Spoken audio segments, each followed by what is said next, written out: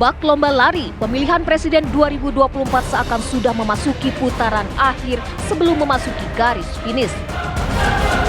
Ketiga pasang capres dan cawapres memacu kecepatannya, saling unjuk keunggulan mencapai garis akhir untuk dinobatkan sebagai juara. Tak ketinggalan, ketiganya pun mulai melontarkan perang urat syaraf melalui pernyataan keluar sebagai pemenang dengan cukup satu putaran saja. Meski secara matematis hal ini tentu saja tidak memungkinkan, apalagi pemilihan presiden menganut perhitungan 50% plus 1.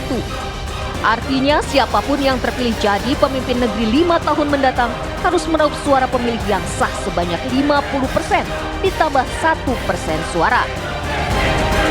Sementara jika dibagi rata secara matematis, masing-masing pasangan akan menguasai suara di angka 33%.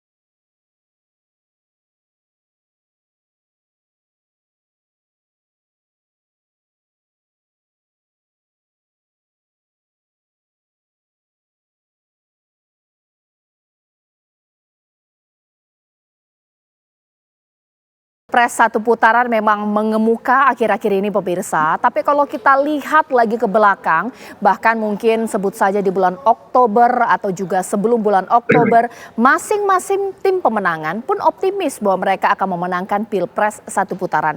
Jadi optimisme Pilpres satu putaran tidak hanya ada di kubu Prabowo Gibran, tapi juga ada di kubu Anies Caimin, bahkan juga Ganjar Mahfud. Itu yang akan saya bahas di Apa Kabar Indonesia Malam.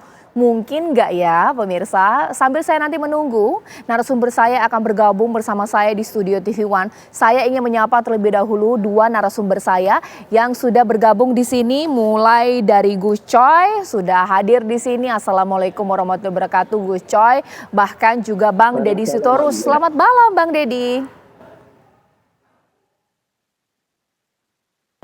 Ya.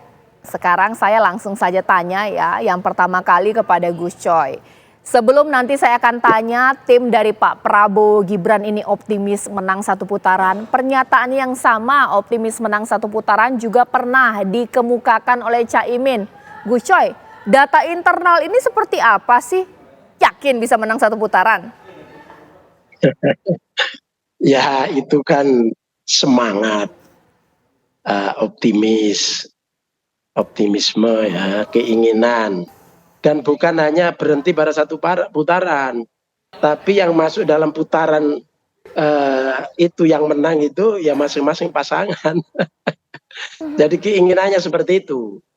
Jadi saya kira itu semangat, optimis, masing-masing memang harus begitu. Tetapi yang sesungguhnya adalah terserah rakyat. Jadi rakyat nanti membagi suara, yang satu pasangan dapat 30%, dapat 30%, dapat 30%, 90% berarti 2 putaran. Selebihnya mungkin rakyat belum memilih tapi putaran kedua memilih. Jadi siap saja 1 putaran atau 2 putaran kita berikhtiar untuk memenangkan pertarungan ini. Saya kira itu. Ditahan dulu Gus Coy, sekarang saya ke Bang Deddy Sitorus. Mbak Puan juga sempat mengatakan hal yang sama Bang Deddy, bahwa Pilpres ini optimis Ganjar Mahfud menang 1 putaran. Seperti apa ini datanya? Ini hanya keinginan, rasa optimis atau seperti apa Bang Deddy? Kalau kita ya namanya target ya, harapan.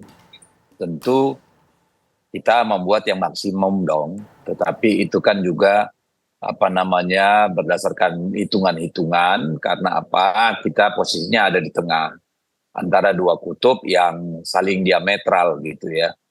Dan kami berharap bahwa itu bisa didorong melalui melalui mesin partai dan mesin relawan gitu. Jadi itu sebenarnya adalah target yang kita yakin dijadikan satu tujuan bersama itu sebagai penyemangat gitu. Kalau data kan belum lah ya.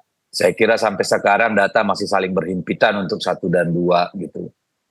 Yang tentu supaya kita kerja dengan maksimal gitu Mbak. Bukan karena berdasarkan hasil survei, tetapi berdasarkan hitungan-hitungan kita dan upaya kita untuk mengkonsolidasikan energi pemenangan. Oke, ditahan dulu Bang Deddy. Sekarang saya sudah kedatangan narasumber saya. Narasumber saya di sini sudah hadir Bang Ray Rangkuti ya. Kalau kita lihat ini Anda melihat Pilpres 2024 memang tinggal menghitung hari karena masa kampanye yang juga terbatas. Kalau tadi apa yang disampaikan oleh Gus Coy, Bang Deddy Sitorus semuanya optimis kalau mesin partai ini bekerja. Sebaik-baiknya mesin partai bekerja, sebaik-baiknya elektabilitas dari pasangan capres-cawapres. Memang mungkin satu putaran Bang Ray? Aku sih tidak melihat ini ada kemungkinan satu putaran ya, gitu. Jadi besar kemungkinannya justru ada 2 putaran ya, karena saya lihat fluktuasinya begitu cepat dan perpindahan pemilihnya juga begitu cepat kan. Sekarang misalnya dari Ganjar ke Prabowo itu cepat sekali, padahal nggak ada peristiwa politik yang begitu penting menandakan kenaikan elektabilitas Pak Prabowo itu. Dan sebaliknya gitu. Nah jadi kalau dilihat dari pemilih kita ini sekarang dalam hitungan minggu, bulan cepat kok mereka berpindah. Dan migrasinya gede-gedean kan, bisa 6%, 5% dan seterusnya gitu. Kalau kita lihat survei gitu. Nah oleh karena itu saya kira ya gaungan ke satu putaran itu saya kira agak sulit kalau dilihat peta yang seperti sekarang gitu ya. Apalagi kalau dilihat dari semua survei itu elemen teknisnya beda-beda ternyata gitu. Kan misalnya kalau kita kaji nih ya kan semua survei mengatakan Prabowo naik sekian persen gitu. Tapi agak berbeda-beda tuh sumber kenaikan Prabowo itu dari mana. Sebagian mengatakan dari Pak Prabowo, dari Ganjar gitu. Tapi kalau sebagian karena elektabilitas Gibran. Tapi kalau dilihat dari survei yang lain malah mengatakan Gibran justru beban berat bagi Pak Prabowo gitu ya. Nah yang menarik dari situ adalah elektabilitas PDI Perjuangan nggak kurang sekalipun. Jadi sekalipun ada migrasi pemilih dari Ganjar misalnya katakanlah ke Pak Prabowo, tapi itu nggak mengurangi migrasi pemilihnya PDI. Alih-alih migrasi yang ada dia makin meningkat terus gitu. Jadi bagaimana kita membaca antara migrasi pemilih dari Ganjar ke calon yang lain, sementara saat yang bersamaan partai pengusungnya Ganjar itu justru elektabilitas stabil. Kalau nggak disebut malah meningkat gitu. Itu satu. Nah yang kedua, teori umumnya kita kenalkan selama ini tingkat kepuasan kepada pemerintah yang berkuasa itu punya efek kepada elektoral pasangan calon tertentu yang di-endorse oleh pemerintah yang berkuasa. Sekarang ini kan ada tren di mana tingkat kepuasan kepada Pak Jokowi lagi menurun. Ya kan lumayan kan dari 80, 82 ini sekarang menjadi angka 75 ya. Dan kelihatan trennya juga akan turun gitu.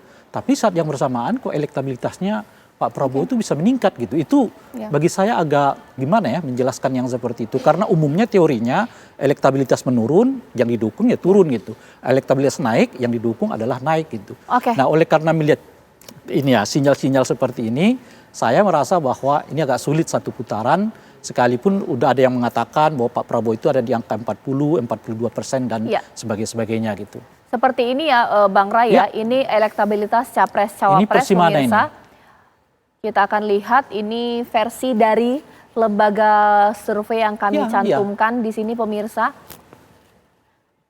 Ya, ini LSI Denny JA, kalau Prabowo Gibran 40,3%, agak terpaut cukup jauh.